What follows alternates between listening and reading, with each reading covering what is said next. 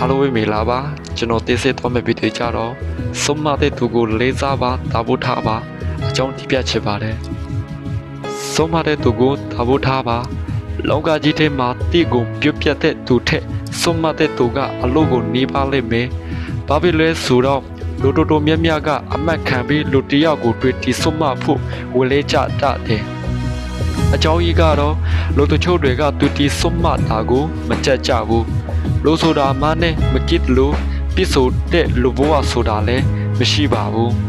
ကိုလိုအပ်ချက်တွေကိုစတနာတတ်နဲ့ထောက်ပြီးတွေ့တီဆုံးမပဲ့သူက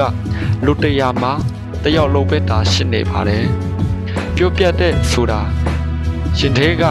ဘာချီပါလိမ့်မယ်တကယ်ဆုံးမပဲ့တဲ့သူကတော့တေချာတာတစ်ခုကတော့စတနာပြီးနဲ့ပါနေပါလိမ့်မယ်ကိုအပူဆုံးမတဲ့သူလူတယောက်ရှိနေတာကိုသူကိုတညချအယောက်တရားထက်ပိုရဲ့တန်ဖိုးရှိတယ်ဆိုတာကိုမမေ့ပါနဲ့ဒါကြောင့်ဆုံးမတဲ့သူ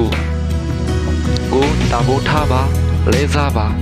တို့ရဲ့စတနာမေတ္တာတရားတွေကိုမစော်ကားမိစေနဲ့ခင်ဗျာ